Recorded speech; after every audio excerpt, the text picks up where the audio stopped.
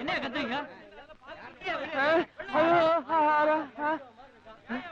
ஏன்டா திருட்டு முண்டம், சாவறதுக்கு உனக்கு வேற இடம் கிடைக்கல? என்னடா திருட்டுன்னு முழிக்கிற? ஆளை பார்த்தா தடிமாடு மாதிரி இருக்கிற. கேக்குறல்ல, பதில் சொல்டா. டேய், நீ தற்கொலை பண்ணிக்கிற என் வண்டி தானே கிடைச்சது? என்ன என்னாச்சு? டயர் ஏறி இருந்தா இந்நேரம் இவன் சட்னியா இருப்பான். அப்புறம் நான் ஜெயிலுக்கு போயிருப்பேன். அடிக்காதப்பா. ஒருத்தர் தற்கொலை பண்ணா ஏதாவது காரணம் இருக்கும். என்னன்னு கேட்போமே. ஏன் தம்பி, நீ யாரு, எங்க இருந்து வர்ற? ഞാൻ ഹരീഷനാണ്. ഈ ലോറിയുടെ കമ്പനിയിൽ മാനേജറായിട്ട് ജോയിൻ ചെയ്യാൻ വന്നതാ. கேட்டியாப்பா? அடிக்கிறதுக்கு முன்னாடி காரணத்தை கேட்டுக்கணும். இந்த ஆளு உன் கம்பெனிக்கு புது மேனேஜர். ஐயோ, வணக்கம் சார். வணக்கம். പറഞ്ഞോളൂ. ഞാൻ മലയാളം മറന്നിട്ടില്ല. മലയാളിയാ?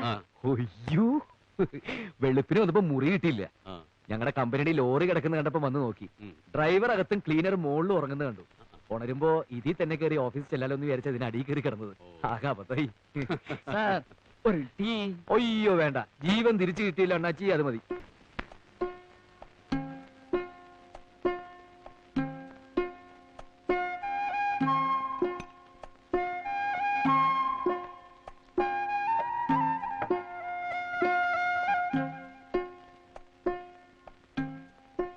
രണ്ടാം ജന്മാണെന്ന് കരുതിയാ മതി.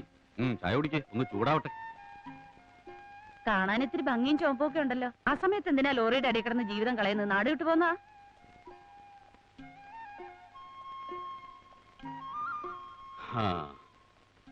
ഞാൻ കുട്ടൻ നായർ, ചങ്ങനാശ്ശേരിക്കാരനാ.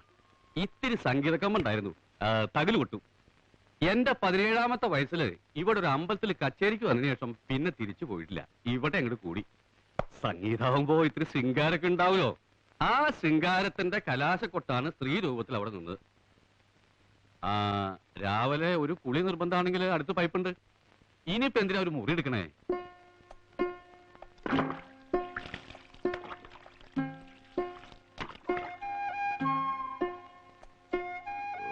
ഇവിടത്തെ വെള്ളത്തിൽ സോപ്പും പതയുന്നില്ലല്ലോ.